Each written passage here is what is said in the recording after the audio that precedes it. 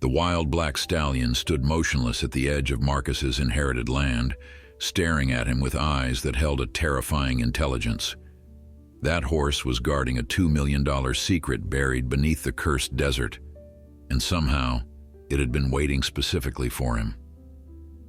Before we continue, don't forget to subscribe to the channel, like the video, and comment where in the world you're watching from. Let's go. The letter arrived on a Tuesday morning, crumpled slightly from its journey across 3 states, bearing a postmark from a town Marcus Webb had never heard of and a return address he didn't recognize. At 54 years old, Marcus had grown accustomed to the quiet rhythm of his life in Montana, where he worked as a ranch hand for a wealthy cattle operation, living in a modest cabin at the edge of the property. He had no family to speak of, no wife, no children, and the few relatives he'd once known had scattered like tumbleweeds across the American West decades ago. So when the envelope revealed itself to contain legal documents pertaining to an inheritance, Marcus felt his weathered hands begin to tremble. The papers explained that his great-uncle, a man named Elijah Thornton, had passed away 3 months prior at the age of 92. Marcus had never met Elijah, had never even heard his name mentioned during the rare family gatherings of his childhood, yet according to the attorney's letter, Marcus was the sole surviving heir to Elijah's estate, which consisted of 200 acres of desert land in southern Arizona and whatever structures or possessions remained on the property. The letter also contained a warning that Marcus initially dismissed as legal formality. The land, it stated, had been the subject of local superstition for nearly half a century. Neighbors refused to set foot on it. Previous attempts to sell it had failed when potential buyers reported strange occurrences during their visits.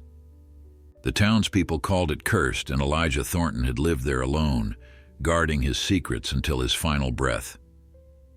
Marcus read the letter 3 times before folding it carefully and placing it in his shirt pocket. He stood at the window of his cabin, watching the Montana mountains turn pink with the setting sun, and felt something stir within him that he hadn't experienced in years. It was curiosity, certainly, but also something deeper, a sense that perhaps his life, which had felt so complete in its simplicity, was about to change in ways he couldn't predict. 3 weeks later, after settling his affairs and saying goodbye to the few friends he'd made over the years, Marcus loaded his truck with his meager belongings and began the long drive south. The journey took him through landscapes that shifted like scenes in a dream.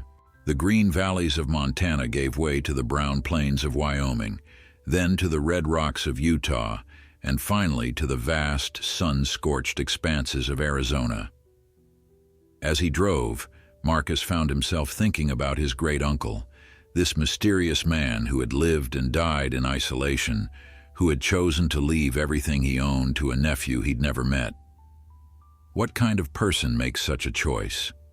What secrets does a man carry to his grave that he trusts only to a stranger connected by blood? The town nearest to the property was called Dry Creek, a name that Marcus found grimly appropriate as he pulled into its dusty main street. The place seemed to exist in a state of perpetual exhaustion, its buildings faded by decades of relentless sun, its few residents moving slowly through the afternoon heat as if conserving energy for some future emergency. Marcus stopped at the only gas station, a small structure with rusting pumps and a hand-painted sign that read Earl's Fill Up and Supplies. Inside, he found a woman behind the counter, her face lined with the kind of wrinkles that come from a lifetime of squinting against the desert glare. When Marcus mentioned the Thornton property, the woman's expression changed. Her eyes narrowed, and she set down the magazine she'd been reading with deliberate slowness. "You're the nephew," she said, not as a question, but as a statement of fact. "We heard someone was coming to claim the land. Folks around here have been talking about it for weeks." Marcus nodded, unsure how to respond to the weight of scrutiny in her gaze. "I suppose I should introduce myself. I'm Marcus Webb." The woman studied him for a long moment before speaking again. "I'm Betty. My husband Earl owns this place. though he's out making deliveries right now. Listen, I don't know what you've heard about that property, but I'm going to tell you the same thing I'd tell anyone foolish enough to go out there. That land isn't right. Hasn't been right for as long as anyone can remember. Your uncle knew it too, but he stayed anyway, God rest his soul. Marcus felt a chill despite the oppressive heat. What do you mean, not right? Betty shook her head slowly. Strange things happen out there. Lights at night where there shouldn't be any. Sounds that don't belong to any animal anyone's ever identified. And then there's the horse. She paused, her voice dropping to barely more than a whisper.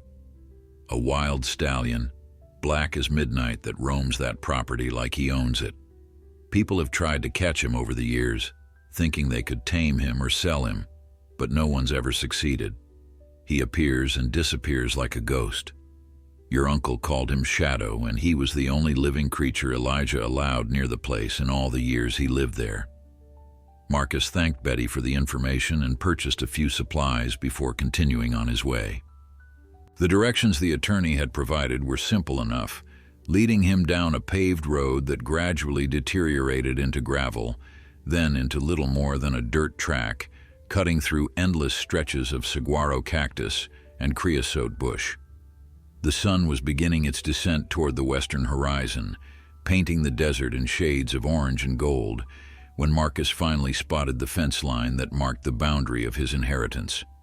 He stopped the truck and stepped out, feeling the dry heat wrap around him like a blanket. The land stretched before him, vast and seemingly empty, punctuated by the silhouettes of cacti that stood like sentinels against the fading light. In the distance, he could make out the shape of a small house and what appeared to be a barn, both structures weathered to the same sandy brown as the desert floor.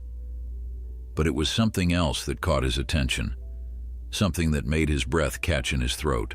There, perhaps 100 yards away, stood a horse. Its coat was dark, almost black, and it watched Marcus with an intensity that felt almost human. Neither of them moved for what seemed like an eternity, the man and the horse locked in a silent exchange that transcended ordinary understanding. The horse held Marcus's gaze for another long moment before turning and disappearing into the desert brush with a grace that seemed impossible for an animal of its size. Marcus stood there, his heart pounding against his ribs, trying to make sense of what he'd just experienced. There had been something in the stallion's eyes, something that went beyond mere animal instinct. It was as if the horse had been waiting for him, evaluating him, deciding whether he was worthy of setting foot on this land. The thought was absurd, Marcus knew, the kind of fancy that belonged to folk tales and children's stories. Yet he couldn't shake the feeling that his arrival had been noted and that he was now being watched. He climbed back into his truck and drove the remaining distance to the house, the vehicle bouncing over ruts and rocks that threatened to jar his teeth loose. As he drew closer, the details of the property came into sharper focus. The house was small, perhaps 3 rooms at most, constructed from adobe that had weathered decades of desert storms. The windows were dark, their glass filmed with dust, and the wooden door hung slightly ajar as if the place had been waiting for someone to enter. The barn stood about 50 yards away, its structure more substantial than Marcus had expected, with thick walls and a roof that appeared to be in surprisingly good condition.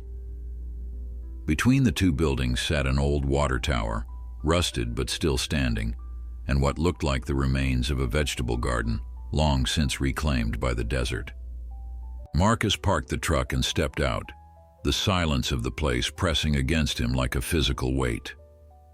There were no sounds of civilization here, no distant hum of traffic or murmur of human voices.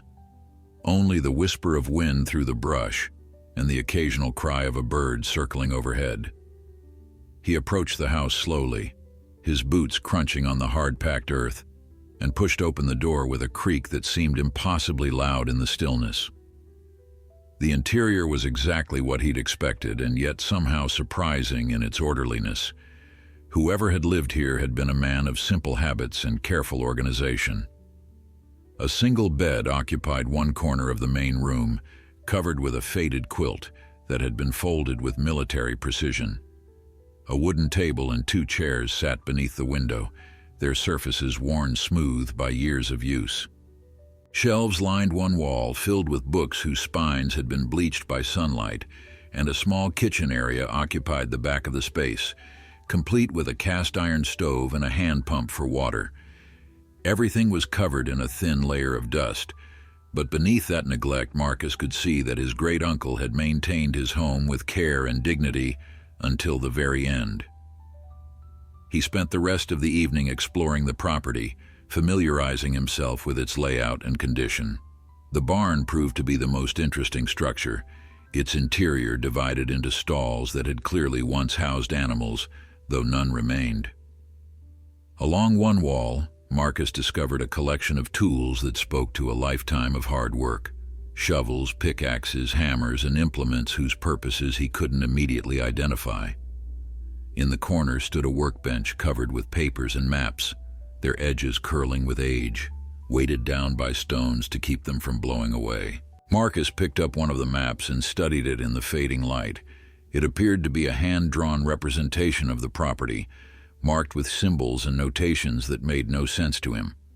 Circles and X marks dotted the landscape, connected by dotted lines that seemed to indicate paths or boundaries. In the corner, written in a shaky hand, were the words, "Shadow knows." The phrase sent another chill down Marcus's spine. He set the map down and stepped outside, scanning the desert for any sign of the black stallion. The sun had nearly set now, the sky deepening to purple and then to black, and stars were beginning to appear with a brilliance that Marcus had rarely seen, even in the remote reaches of Montana. He stood there for a long moment, breathing in the dry desert air, trying to understand what his great-uncle had left behind. The land itself seemed worthless at first glance, 200 acres of rock and sand and scrub brush that couldn't support cattle or crops. Yet Elijah Thornton had spent his entire life here, had refused to sell despite what must have been countless offers over the years. There had to be a reason, a secret that justified such devotion. That night, Marcus slept poorly in his great-uncle's bed. The unfamiliar sounds of the desert kept him hovering at the edge of consciousness, every rustle and cry pulling him back from the depths of sleep. Once, around midnight, he could have sworn he heard hoofbeats circling the house, slow and deliberate, as if something was patrolling the perimeter. He rose and went to the window, peering out into the moonlit landscape, but saw nothing except the silver shapes of cacti standing motionless in the darkness. Yet the feeling of being watched persisted, and when he finally fell into a fitful sleep near dawn, his dreams were filled with images of a black horse running through an underground cavern, its hooves striking sparks from stones that glittered with an inner light. He woke to the sound of a horse's whinny, sharp and clear in the morning air. Marcus bolted upright, his heart racing, and scrambled to the door. There, standing perhaps 20 feet from the house, was the black stallion he'd seen the day before. In the golden light of sunrise, the animal was even more magnificent than Marcus had realized.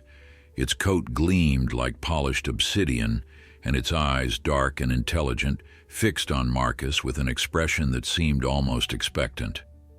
The horse stamped one hoof against the ground, then turned and began walking slowly toward the eastern edge of the property. After a few steps, it stopped and looked back at Marcus, as if waiting for him to follow. Marcus hesitated only a moment before pulling on his boots and stepping outside.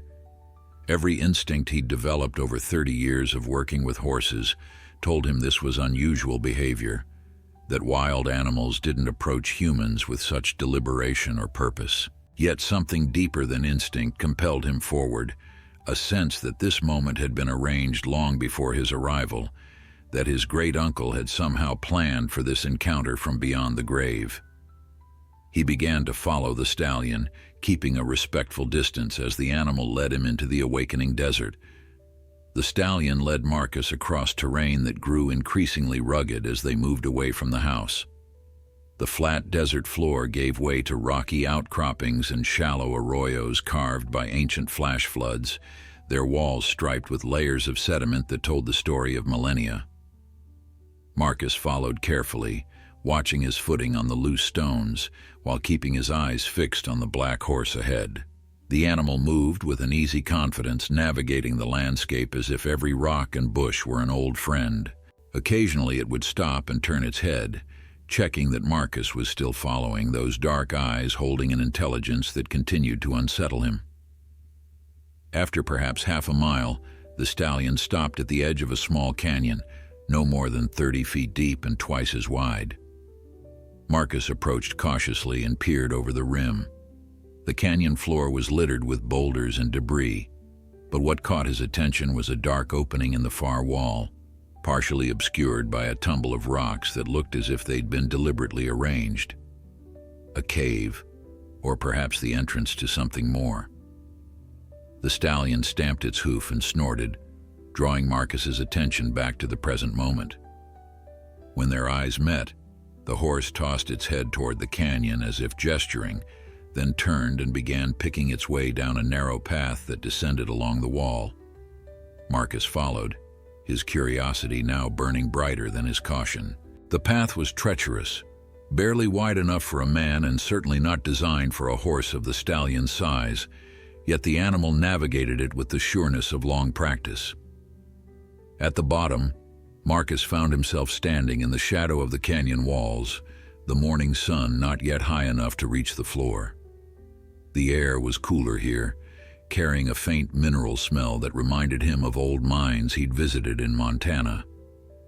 The stallion had stopped near the dark opening, standing as still as a statue, its attention fixed on Marcus with an intensity that felt like a command. He approached the cave entrance slowly, his eyes adjusting to the deeper darkness within. The opening was larger than it had appeared from above, perhaps 6 feet high and 4 feet wide, its edges worn smooth by water or wind or time. Marcus could see that the rocks piled at its base had indeed been placed there intentionally, forming a barrier that would discourage casual exploration while still allowing access to someone who knew what they were looking for.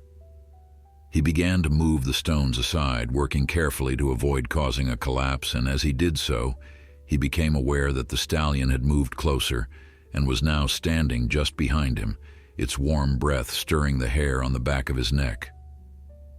"Easy, boy," Marcus murmured, though he wasn't sure if he was reassuring the horse or himself. "Let's see what your master was hiding out here." The opening revealed behind the stones was just large enough for Marcus to squeeze through. He pulled out the small flashlight he'd slipped into his pocket before leaving the house and clicked it on, sending a beam of light into the darkness ahead. What he saw made him catch his breath. The cave extended far deeper than he'd expected, its walls glistening with moisture that seemed impossible in this arid landscape. But it was the markings on those walls that truly captured his attention. Someone had painted symbols here, designs that looked ancient and mysterious, rendered in pigments of red and black and ochre. They depicted figures that might have been human, along with animals that Marcus recognized as horses, all surrounding a central image that appeared to be a mountain with something glowing at its heart. Marcus moved deeper into the cave, his flashlight revealing more paintings, more symbols, and eventually something else entirely. The passage opened into a larger chamber, perhaps 20 feet across, and in the center of this space sat a collection of objects that made no sense in their present context. There were old wooden crates, their lids pried open to reveal contents that gleamed dully in the flashlight beam. There were leather satchels, cracked with age but still intact, stacked against one wall. And there was a desk, an actual wooden desk that someone had somehow transported into this underground space, its surface covered with papers and books, and what appeared to be a journal bound in cracked brown leather. Marcus approached the desk as if in a dream, his mind struggling to process what he was seeing. He picked up the journal and opened it to the first page, where a familiar handwriting spelled out words that would change everything he thought he knew about his inheritance. "If you are reading this," the entry began, "then I am dead, and you are my heir. My name is Elijah Thornton, and I have spent my life guarding a secret that has been in our family for generations. What you have found in this cave is only the beginning. The true treasure lies deeper still, in a place that only Shadow can lead you to. Trust the horse, as I have trusted him, and he will show you everything. Marcus read the entry twice, then 3 times, his hands trembling slightly as he held the journal. He flipped through the pages, finding detailed accounts of his great-uncle's life on this land, descriptions of discoveries made over decades of patient exploration, and warnings about those who had tried to steal what the Thornton family had protected for so long. The journal spoke of an underground river that ran beneath the property, of caverns that extended for miles beneath the desert floor, and of something that Elijah had found in those depths that he valued above all else. But the most remarkable passages were those that described Shadow. According to the journal, the Black Stallion was the latest in a line of horses that had guarded this land for over a century.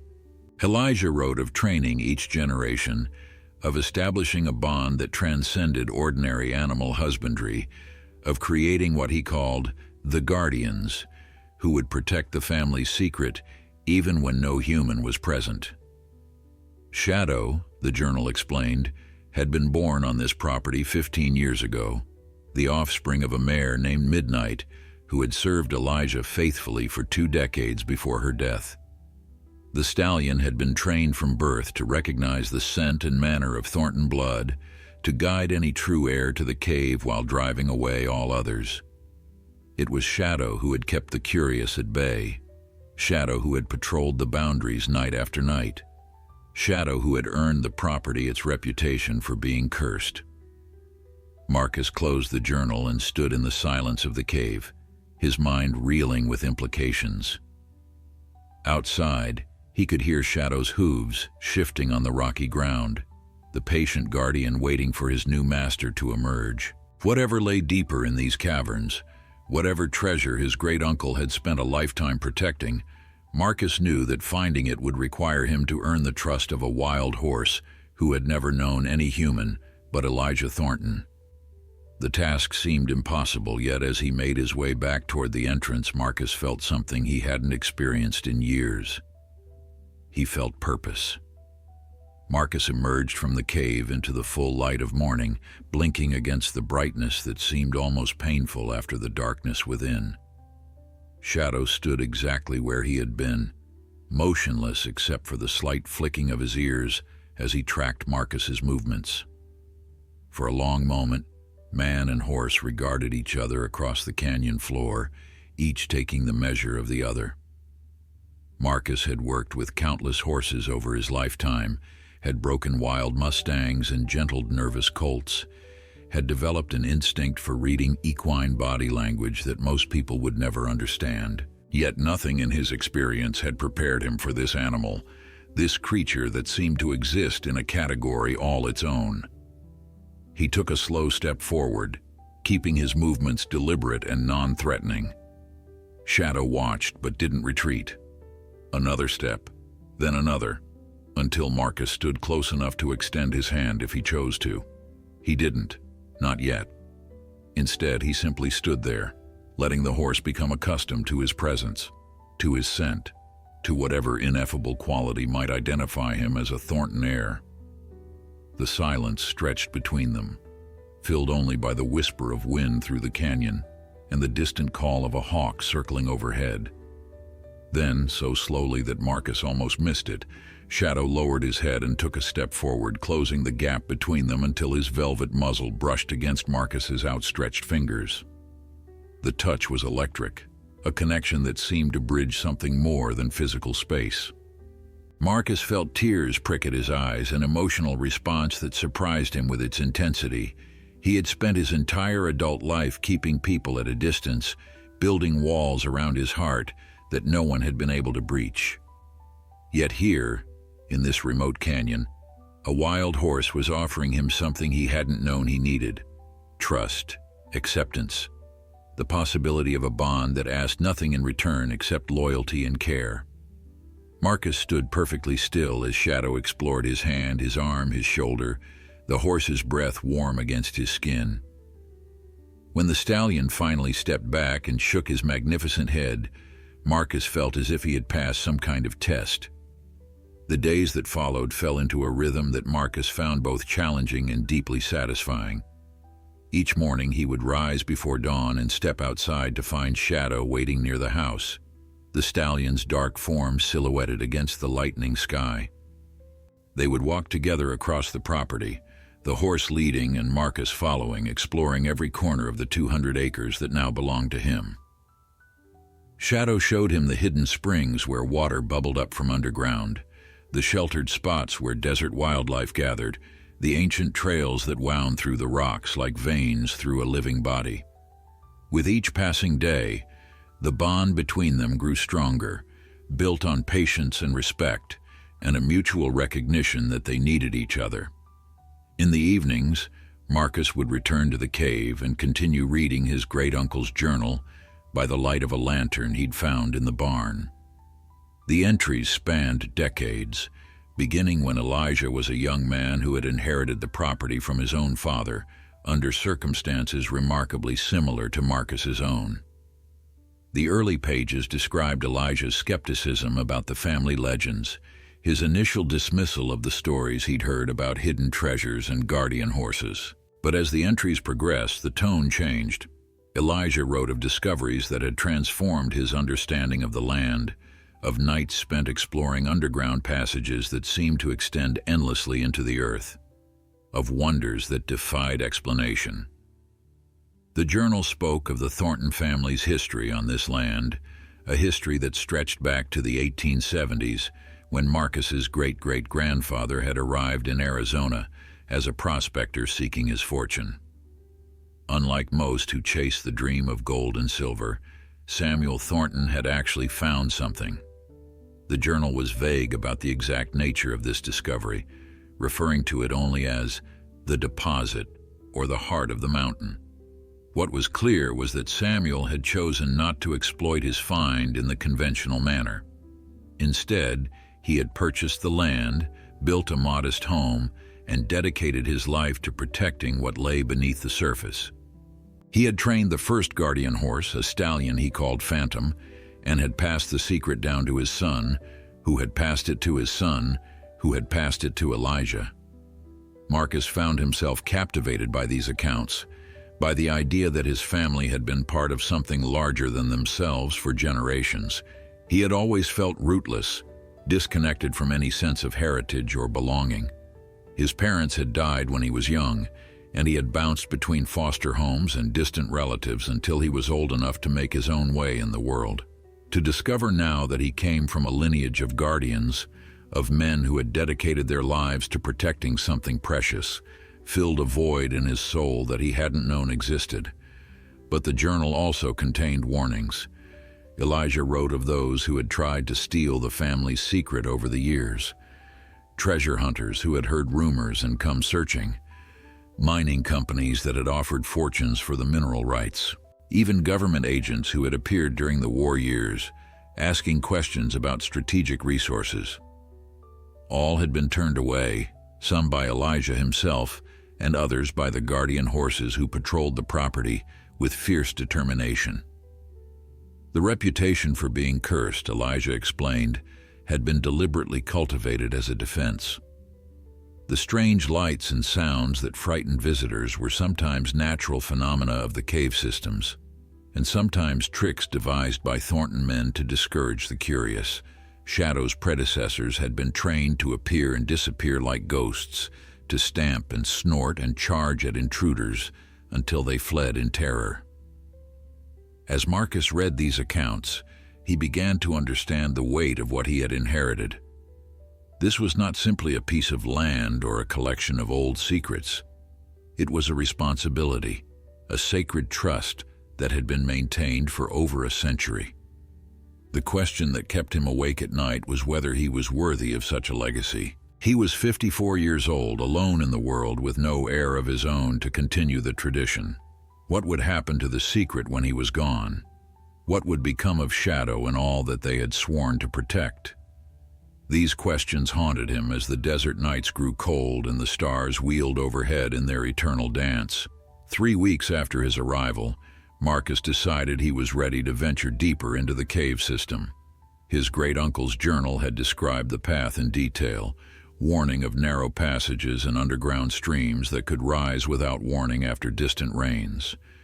But the journal had also promised that the journey would be worth the risk, that what lay in the deepest chambers would exceed anything Marcus could imagine.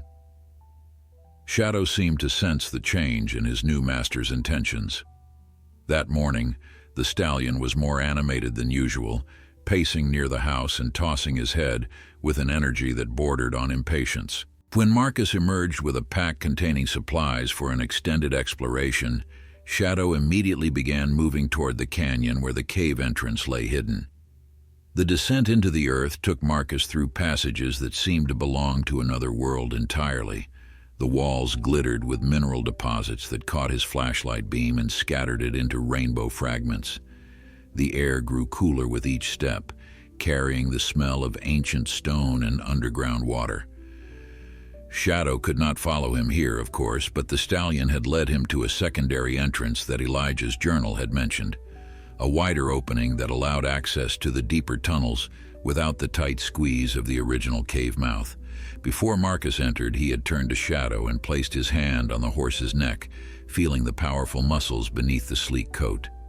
The stallion had stood perfectly still, as if understanding the significance of the moment, then had gently pressed his forehead against Marcus's chest in a gesture that felt like a blessing.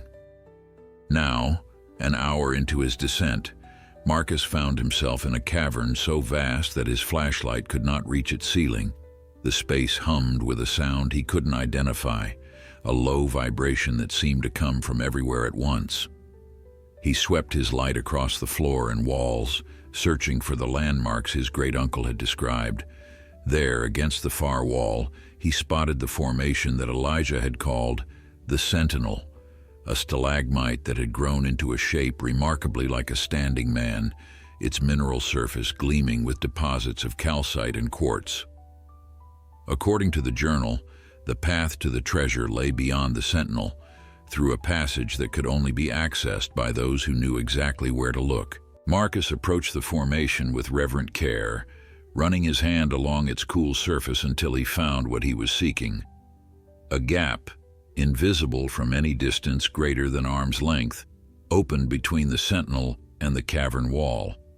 He turned sideways and squeezed through, his pack scraping against the stone, until he emerged into another passage that sloped steadily downward. The vibration was stronger here, accompanied now by the unmistakable sound of running water. He followed the passage for another 100 yards until it opened into a chamber that stopped him in his tracks, his flashlight trembling in his suddenly nerveless hand. The underground river that his great-uncle had described flowed through the center of the chamber, its waters black and swift and somehow luminous, as if lit from within by some source Marcus could not identify. But it was not the river that had stolen his breath. It was what lay along its banks, embedded in the walls, scattered across the chamber floor like gifts from a generous earth. Crystals. Thousands upon thousands of crystals, ranging in size from his thumbnail to specimens larger than his head. They jutted from every surface, their facets catching the light of his flashlight and multiplying it until the entire chamber seemed to glow with an inner fire. And these were not ordinary crystals. Even with his limited knowledge of geology, Marcus recognized the distinctive purple hue, the characteristic transparency, the unmistakable beauty of amethyst. He sank to his knees on the chamber floor, overwhelmed by the magnitude of what he was seeing. His great-uncle's journal had hinted at mineral wealth, had spoken of the deposit in reverent terms, but nothing could have prepared Marcus for this reality. He was kneeling in the heart of what appeared to be one of the largest amethyst geodes ever discovered, a natural wonder that must have been forming for millions of years beneath this forgotten corner of Arizona desert. The value of such a find was almost impossible to calculate. The specimens he could see from where he knelt, if properly extracted and sold, would be worth millions, perhaps tens of millions. The family secret that generations of Thorntons had protected was not gold or silver, but something far more beautiful and far more rare. Marcus sat in that chamber for a long time, letting the reality of his inheritance sink into his consciousness.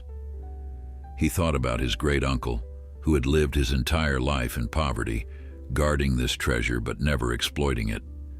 He thought about all the Thorntons who had come before, each one choosing to protect rather than profit from what lay beneath their land. The journal had explained their reasoning, though Marcus had not fully understood it until this moment. The crystals were not simply valuable, they were sacred.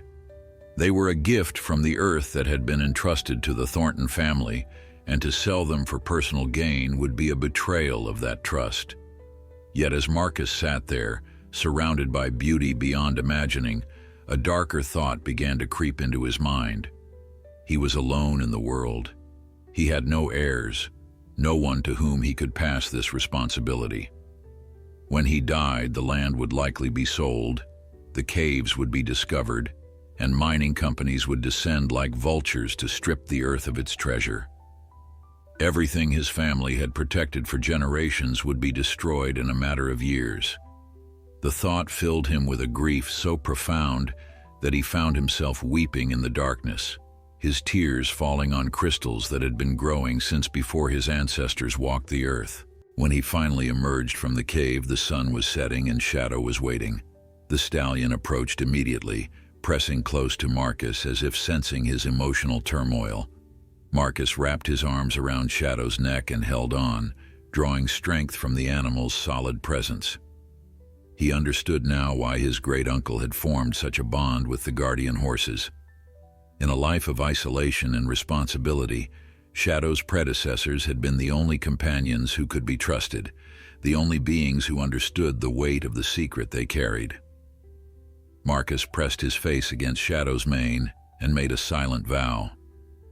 He would find a way to protect this treasure, not just for his lifetime, but for generations to come. He simply had no idea how. The solution to Marcus's dilemma arrived in an unexpected form approximately 1 month after his discovery of the crystal chamber. He had driven into Dry Creek for supplies, a trip he made every 2 weeks to stock up on food, fuel, and the various necessities that his isolated life required. The town had grown slightly more welcoming since his arrival, or perhaps the townspeople had simply grown accustomed to seeing the stranger who had taken up residence on the cursed Thornton land. Betty at the gas station no longer regarded him with suspicion, and a few of the older residents had even begun nodding in greeting when he passed them on the street. It was during this particular visit that Marcus encountered a woman who would change everything. She was standing outside the small general store, studying a map spread across the hood of a dusty sedan with out-of-state plates. Her hair was silver, cut short in a practical style, and her face bore the weathered look of someone who had spent decades working outdoors. What caught Marcus's attention was the logo on her jacket, a stylized mountain peak surrounded by the words, Desert Conservation Trust. He had heard of such organizations, nonprofits dedicated to preserving wild lands from development and exploitation. Something about the woman's presence stirred a hope in Marcus's chest that he hadn't dared to acknowledge until that moment. He approached her with a casualness that belied his racing heart. "Lost?" he asked, gesturing toward the map. The woman looked up and smiled, her eyes crinkling with genuine warmth. "Not lost exactly. Just trying to figure out the best way to reach a property I've been researching. The Thornton place, if you know it." Marcus felt his pulse quicken. "I know it well," he said carefully. "I'm Marcus Webb. I inherited that land a few months ago." The woman's eyebrows rose with surprise and what appeared to be delight. "Then you're exactly the person I've been hoping to meet. My name is Dr. Elena Vasquez. I'm the director of the Desert Conservation Trust, and I've been trying to make contact with the Thornton property owner for nearly 3 years." They talked for over an hour, first on the sidewalk outside the store, and then over coffee at the small diner that served as Dry Creek's only restaurant. Elena explained that her organization had been aware of the Thornton property for decades, though they had never been able to learn exactly what made it so ecologically significant. Satellite imagery suggested the presence of unusual geological formations, and local legends spoke of underground water sources that supported unique desert ecosystems. The trust had approached Elijah Thornton multiple times over the years, hoping to discuss conservation easements or other protective measures, but the old man had refused every overture, guarding his privacy with a ferocity that had become legendary in conservation circles. Marcus listened to Elena's story with growing excitement, recognizing in her words the answer to the question that had haunted him since his discovery. A conservation easement, she explained, was a legal agreement that permanently protected land from development while allowing the owner to retain possession. The trust would provide funding for stewardship and maintenance, ensure that the land remained undisturbed in perpetuity, and take legal responsibility for defending it against any future threats. Most importantly, the easement would survive the owner's death, binding all future owners to the same protective restrictions regardless of who inherited the property. For Marcus, this sounded almost too good to be true. He pressed Elena with questions, probing for hidden catches or complications, but she answered each one with patience and transparency. Yes, he would have to disclose the significant features of the property that justified protection. Yes, the trust would send representatives to conduct an assessment before any agreement could be finalized. Yes, there would be ongoing monitoring to ensure the terms of the easement were being honored. But no, the trust had no interest in exploiting mineral resources or opening the land to public access. Their sole mission was preservation, the protection of wild places for their own sake and for the sake of future generations who would inherit a diminished world if organizations like theirs did not act. Marcus agreed to let Elena visit the property the following week. He drove home that evening with a lightness in his chest that he hadn't felt in months, a sense that perhaps the universe had conspired to bring him exactly what he needed at exactly the right moment. Shadow was waiting at the property line as always, and Marcus stopped the truck to greet him before continuing to the house. "I think I found a way," he told the stallion, running his hand along the powerful neck. "I think we might be able to protect this place forever."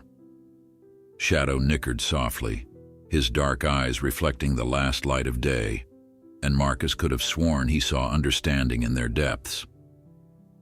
The days before Elena's visit passed in a blur of preparation and anxiety. Marcus cleaned the house more thoroughly than he had since his arrival, not because he cared about appearances, but because the activity gave him something to do with his nervous energy. He made multiple trips to the cave, memorizing the path through the underground passages, preparing himself to reveal the family secret to an outsider for the first time in over a century. The weight of that decision pressed heavily on him. He was about to break a trust that generations of Thorntons had maintained, to share with a stranger what his ancestors had guarded with their lives. Yet he could see no other way. The alternative was to let the secret die with him, to abandon the treasure to whatever fate awaited it after he was gone. Shadow seemed to sense the significance of what was coming. The stallion stayed closer to the house than usual, often standing motionless near the porch as if keeping watch.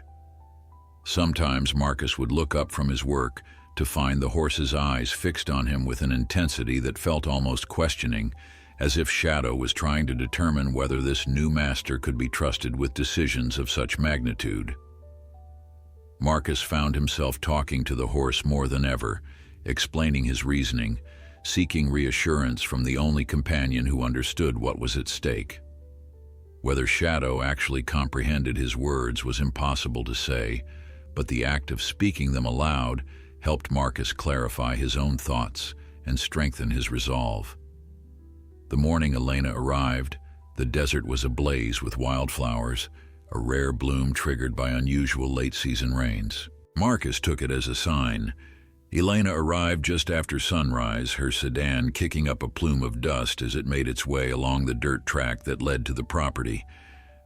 Marcus was waiting on the porch, a cup of coffee growing cold in his hands, his stomach tight with anticipation.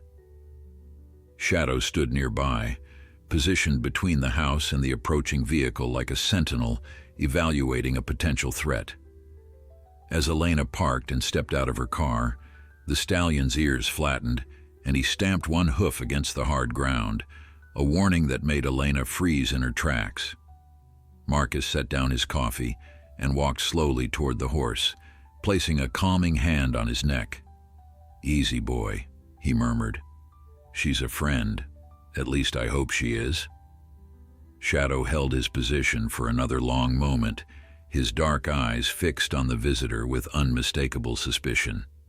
Then, with a snort that seemed almost reluctant, he stepped aside and allowed Elena to approach. The relief on her face was evident as she closed the remaining distance, though her eyes kept darting back to the stallion with a mixture of awe and wariness. "That's quite a welcoming committee you have," she said, extending her hand to Marcus. "I've seen wild horses before, but never one that behaves quite like that. It's almost as if he was guarding you." Marcus shook her hand and smiled. "His name is Shadow. He came with the property, you might say. And you're more right than you know about the guarding part. That's actually part of what I need to show you today."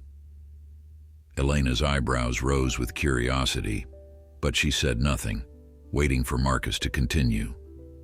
He led her on a tour of the surface property first, showing her the springs and wildlife corridors that Shadow had revealed to him during their early morning walks. Elena took notes and photographs, her professional demeanor occasionally giving way to genuine excitement as she documented features that confirmed her organization's suspicions about the land's ecological value. The underground water sources alone, she explained, would justify protection under multiple federal and state conservation frameworks. Desert aquifers were becoming increasingly rare as climate change and overuse depleted resources throughout the Southwest. A property with natural springs and evidence of a sustainable underground water system was exactly the kind of place the trust existed to preserve. But Marcus knew that the real revelation was yet to come. As the morning wore on and the sun climbed higher in the cloudless sky, he finally led Elena toward the canyon where the cave entrance lay hidden. Shadow followed at a distance, his presence a constant reminder of the generations of guardians who had protected this secret before Marcus's arrival. At the rim of the canyon, Marcus stopped and turned to face Elena, his expression grave. "What I'm about to show you has been a family secret for over 100 years, he said.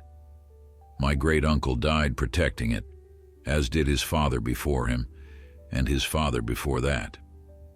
I'm trusting you with something that no outsider has ever seen, and I need you to understand the weight of that trust before we go any further." Elena met his gaze steadily, her own expression solemn. "I've dedicated my life to protecting wild places," she said. "Whatever you show me, I promise it will be treated with the respect and confidentiality it deserves. That's not just a personal commitment. It's a legal obligation that the trust takes very seriously." Marcus nodded slowly, then began the descent into the canyon with Elena close behind. The journey through the cave system took nearly 2 hours, with Marcus guiding Elena through passages that grew increasingly narrow and treacherous. He had brought extra flashlights and supplies, anticipating that the trip would be demanding for someone unfamiliar with the terrain. Elena proved to be a capable companion, her years of fieldwork evident in the sure-footed way she navigated the underground obstacles. She asked questions constantly, her scientific curiosity engaged by every formation and feature they passed. But when they finally emerged into the crystal chamber, even her professional composure abandoned her completely. Elena stood at the edge of the underground river, her flashlight beam sweeping across the glittering walls, her mouth open in wordless astonishment. Tears began streaming down her cheeks, and she made no move to wipe them away. For a long moment, neither of them spoke, The only sounds were the rush of the black water and the soft hum of the cavern itself, that mysterious vibration that seemed to emanate from the very heart of the earth. When Elena finally found her voice, it emerged as barely more than a whisper. "This is impossible," she breathed. "I've studied geology for 30 years. I've seen amethyst deposits all over the world. But this is beyond anything I could have imagined.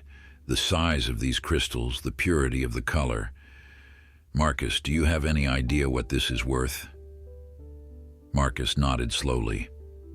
"I've done some research since I found it. Conservative estimates put the value of what's visible in this chamber alone at somewhere around $2 million.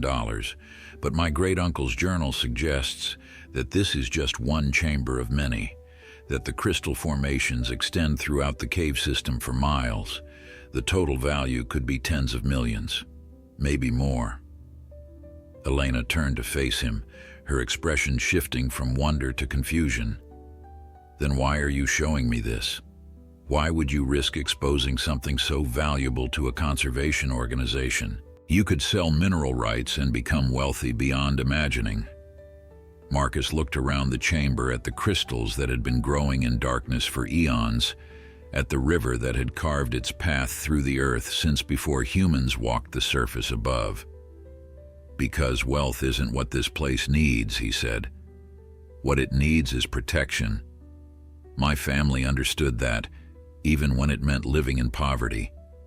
They chose to be guardians rather than exploiters. And now that the responsibility is passed to me, I have to find a way to ensure that protection continues after I'm gone."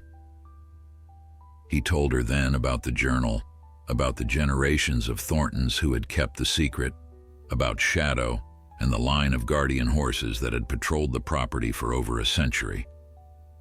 Elena listened without interruption, her scientific skepticism occasionally warring with her obvious emotional response to the story.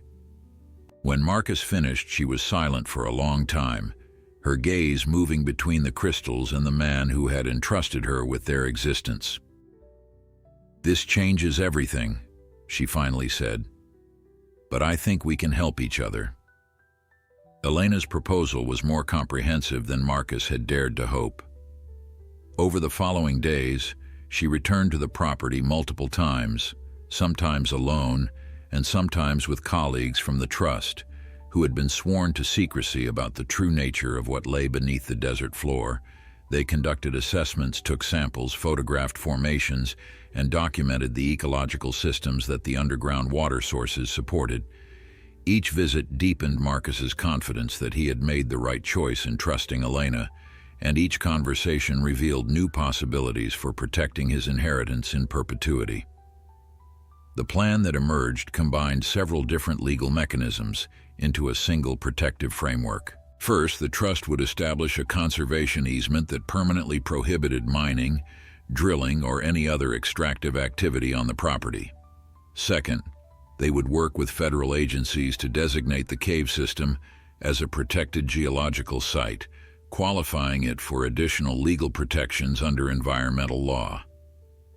Third, and most importantly to Marcus, the Trust would establish an endowment specifically dedicated to maintaining the property and its guardian traditions. This endowment would fund a caretaker position in perpetuity, ensuring that someone would always live on the land and continue the work that the Thornton family had begun over a century ago. The financial arrangements were complex but elegant. A small portion of the crystal deposit, carefully extracted under Elena's supervision, would be sold to fund the endowment. This represented a compromise that Marcus had initially resisted, feeling that any extraction betrayed his family's legacy of protection. But Elena had convinced him that a modest one-time harvest was necessary to ensure the long-term survival of everything else. Without adequate funding, even the best legal protections could eventually be undermined. With a properly structured endowment, the property would be defended by lawyers and advocates for generations to come. It was a pragmatic solution that honored the spirit of the Thornton guardianship while adapting to the realities of the modern world.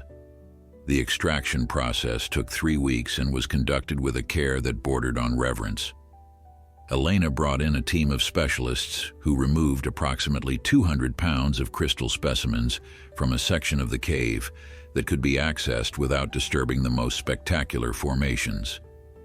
Each piece was photographed, cataloged, and eventually sold through private channels to collectors and museums who understood the significance of what they were acquiring. The final tally exceeded even the most optimistic estimates, bringing in just over $2 million that was immediately transferred to the newly established Thornton Conservation Endowment. Throughout this process, Shadow remained a constant presence, watching the strangers who came and went with an intensity that made everyone uncomfortable. The stallion seemed to understand that something important was happening, that the land he had guarded was undergoing a transformation that would affect its future for centuries to come. He allowed Elena to approach him eventually, accepting her presence as he had accepted Marcus's. But the other visitors were kept at a careful distance by his watchful eyes and occasional warning stamps. Marcus took comfort in the horse's vigilance, seeing in it a continuation of the guardian tradition that would persist regardless of whatever legal documents were signed. The paperwork was finalized on a bright October morning, exactly 6 months after Marcus had first received the letter informing him of his inheritance. Elena arrived with a notary and a representative from the county recorder's office, along with documents that ran to several hundred pages. Marcus signed each one with a steady hand, feeling with each signature that he was fulfilling a destiny he hadn't known existed until he set foot on this land. When the last page was complete and the officials had departed, Elena turned to Marcus with tears in her eyes. "You've done something remarkable," she said. "Most people, faced with a discovery like this, would have seen only dollar signs. They would have sold everything, extracted every crystal, and walked away wealthy. But you chose a different path. You chose to honor your family's legacy and protect something precious for future generations. I want you to know that the Trust will never forget that choice, and neither will I." Marcus accepted her words with a humble nod, uncomfortable with praise but grateful for her understanding. They walked together to the canyon rim, looking down at the hidden entrance that concealed wonders few would ever see. Shadow appeared beside them as if summoned, his dark coat gleaming in the autumn sunlight. For a moment the three of them stood in silence, united by their shared commitment to the land beneath their feet. But even as Marcus savored this moment of accomplishment, a shadow of concern crossed his thoughts. The legal protections were in place, the endowment was funded, and the property's future seemed secure. Yet one crucial element remained unresolved. Marcus was 54 years old with no heirs, and the caretaker position that the endowment funded would eventually need to be filled by someone other than himself. Shadow, too, would not live forever. The stallion was already 15 years old, well into middle age for a horse, and the guardian tradition required a successor to continue protecting the land. Elena seemed to read his thoughts. "We should talk about the future," she said gently. "About what happens when you're no longer able to serve as caretaker, and about continuing the guardian horse program that your family established. The Trust has resources and connections that might help with both concerns, if you're willing to consider them." Marcus turned to look at Shadow, who returned his gaze with those knowing dark eyes that seemed to hold wisdom beyond ordinary understanding. The stallion had been his companion through months of discovery and decision-making, had guided him to the secrets that his great-uncle had protected, had accepted him as the latest in a long line of Thornton guardians. Whatever the future held, Marcus knew that he owed it to Shadow and to all the guardian horses who had come before to ensure that their legacy continued. "I'm willing," he said quietly. "Tell me what you have in mind." That evening, as the sun painted the desert in shades of gold and crimson, Marcus sat on his porch with Shadow standing nearby and contemplated the conversation that had followed. Elena had described programs for training wild horses, partnerships with equine sanctuaries, even the possibility of establishing a formal breeding program to continue the Guardian bloodline. The logistics were complex, but for the first time since discovering the crystal chamber, Marcus felt that a complete solution might be within reach. The solution to the succession problem arrived 3 months later in the form of a young woman named Rosa Delgado. Elena had contacted Marcus about her after learning of a unique situation through the Trust's network of conservation partners. Rosa was 28 years old, a former wild horse trainer who had worked with the Bureau of Land Management's Mustang adoption program before budget cuts eliminated her position. She had grown up on a small ranch in New Mexico, had lost her parents in a car accident 2 years earlier, and was searching for a purpose that would give meaning to her solitary life. When Elena described the Thornton property and its guardian traditions, Rosa had responded with an enthusiasm that bordered on desperation. Marcus was skeptical at first, reluctant to trust the future of his inheritance to someone he had never met.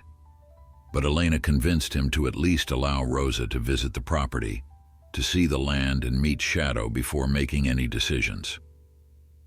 The meeting was arranged for a weekend in January, when the desert winter had softened the brutal heat and painted the landscape in subtle shades of gray and brown. Marcus waited on his porch as he had waited for Elena months earlier, watching the dust plume that announced Rosa's arrival with a mixture of hope and apprehension. She stepped out of her truck and stood for a moment, taking in the vastness of the property with eyes that seemed to drink in every detail. She was small in stature but carried herself with a quiet confidence that Marcus recognized immediately. It was the posture of someone accustomed to working with large animals, someone who understood that strength came from calmness rather than aggression. Her dark hair was pulled back in a practical braid, and her hands, when she extended one to Marcus in greeting, bore the calluses of hard physical labor. Shadow's reaction to Rosa was unlike anything Marcus had witnessed. The stallion, who had taken weeks to accept Elena's presence and still regarded most visitors with suspicion, approached the young woman within minutes of her arrival. He circled her slowly, nostrils flaring as he took in her scent, then stopped directly in front of her and lowered his head. Rosa, without hesitation, reached up and placed her hand on his forehead, her fingers finding the spot between his eyes that Marcus knew the horse loved to have scratched. Shadow closed his eyes and leaned into her touch, a gesture of trust so immediate and complete that Marcus felt his throat tighten with emotion. "He knows," Rosa said softly, not taking her eyes off the horse. "Somehow he knows why I'm here." Marcus could only nod, unable to find words for what he was witnessing. In that moment, standing in the winter sunlight with Shadow accepting a stranger as if she were a long-lost friend, he understood that the guardian tradition would continue. Whatever mysterious quality had allowed his family to bond with these remarkable horses, Rosa possessed it too. The months that followed were filled with preparation and transition. Rosa moved into a small cabin that Marcus and volunteers from the Trust constructed near the main house, close enough for companionship, but separate enough to allow both of them privacy. She threw herself into learning everything about the property, spending long hours walking the land with Shadow, studying the maps and journals that Elijah Thornton had left behind, and mastering the underground passages that led to the crystal chamber. Her dedication reminded Marcus of his own early days on the property, that period of intense discovery when every day brought new revelations about the legacy he had inherited. Shadow divided his attention between his two human companions, seeming to understand that his role was expanding to include training a new guardian even as he continued to serve the current one. The stallion would spend mornings with Rosa, guiding her through the property as he had once guided Marcus, showing her the hidden springs and secret paths that only the guardian horses knew. In the evenings, he would return to Marcus, standing near the porch, as the older man read or simply sat watching the stars emerge from the darkening sky. It was as if Shadow understood that both relationships were important, that the transition of guardianship required his active participation. The question of Shadow's own successor was addressed through Elena's connections with wild horse sanctuaries throughout the Southwest. After months of searching, they identified a young black mare named Luna, who had been captured by the BLM during a population control roundup in Nevada. Luna was 3 years old, strong and healthy, with a temperament that the sanctuary managers described as unusually intelligent and alert. When she arrived at the Thornton property, Shadow's reaction confirmed what everyone had hoped. The stallion accepted Luna immediately, incorporating her into his daily patrols and showing her the boundaries of the territory he had protected for 15 years. Marcus watched these developments with a satisfaction that went deeper than mere contentment. He had come to this place expecting nothing more than a brief curiosity, a piece of inherited land that he would probably sell within months of his arrival. Instead, he had found a purpose that transformed his understanding of his own life. The lonely years that had preceded his inheritance no longer seemed like a burden, but like preparation, a period of waiting that had readied him for the responsibility he now carried. Every choice he had made, every relationship he had avoided, every path he had declined to follow, had led him inexorably to this moment, to this place, to these companions who had become his family. Spring arrived with an explosion of wildflowers that turned the desert into a carpet of color. Marcus celebrated his 55th birthday with Rosa, Elena, and a small gathering of trust representatives who had become friends over the past year. Shadow and Luna grazed nearby, their dark coats gleaming in the afternoon sunlight, a living symbol of the continuity that now seemed assured.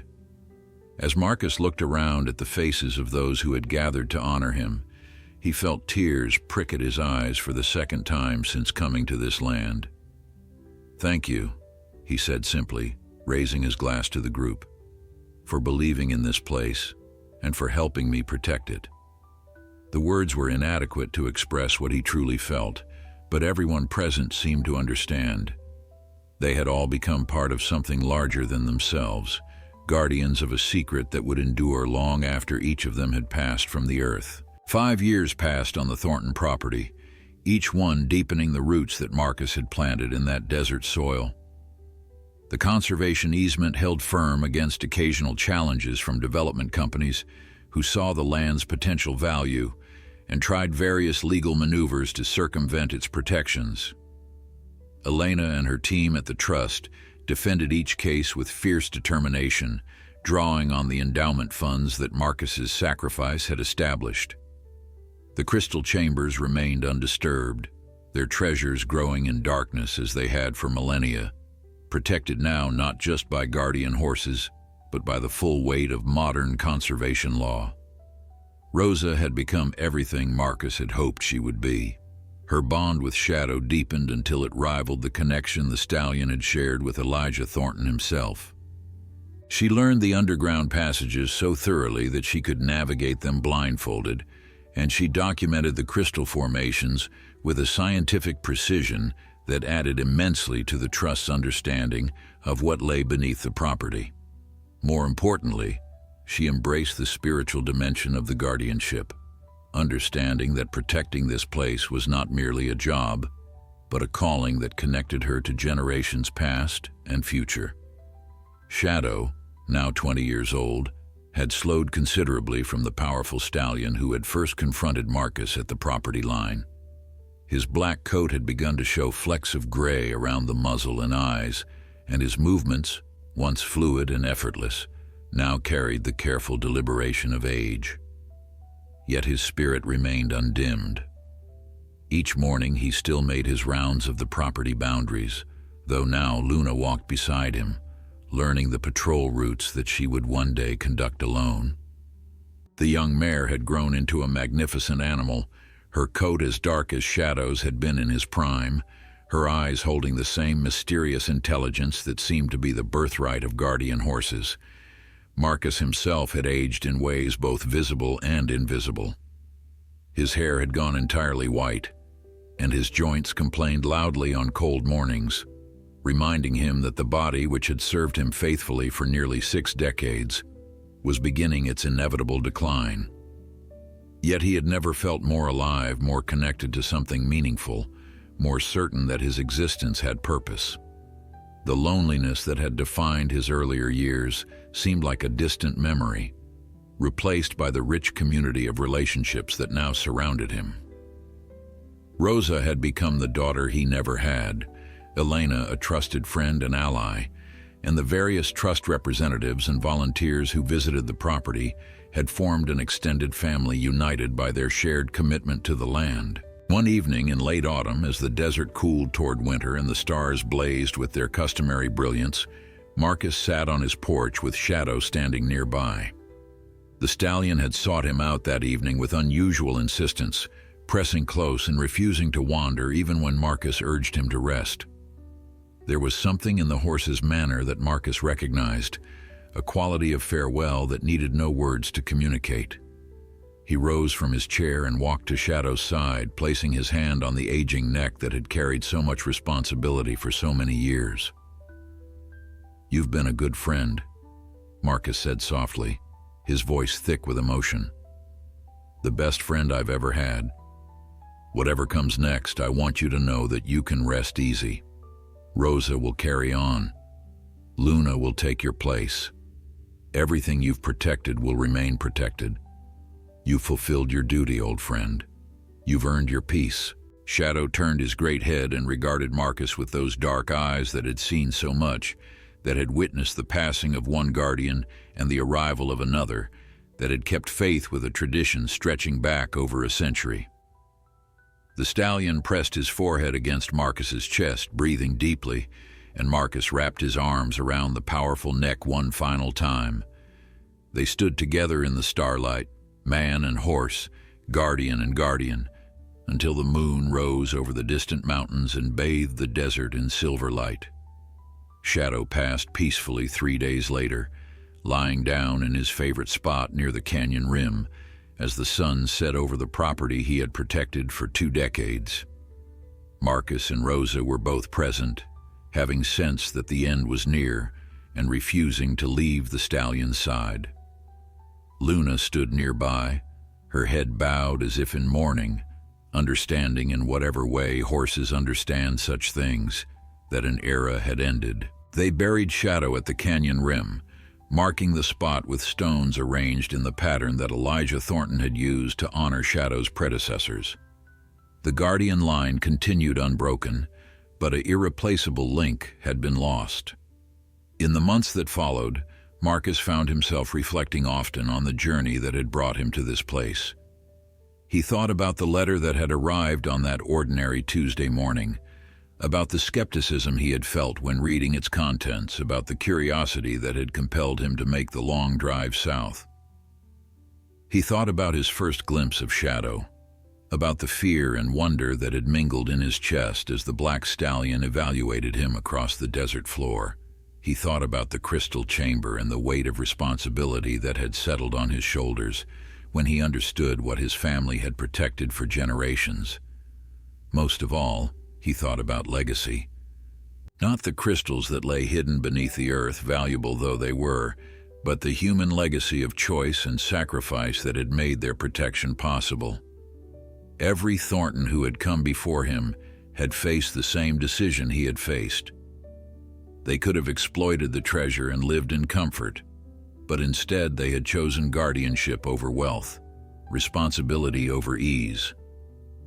Marcus had made the same choice, and in doing so, he had added his own chapter to a story that would continue long after he was gone.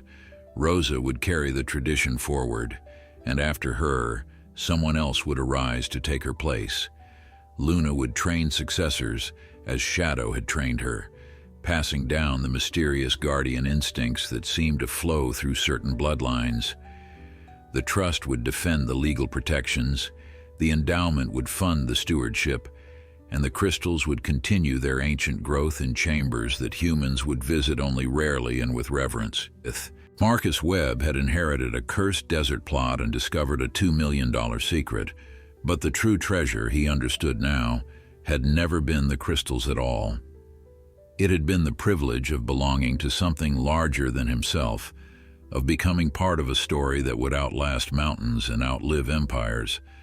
That was a gift beyond price, and he carried it in his heart until his final breath. If you enjoyed this story, please like, share, and subscribe to the channel. Leave a comment telling us what you thought and where you're watching from. We'd love to hear from you.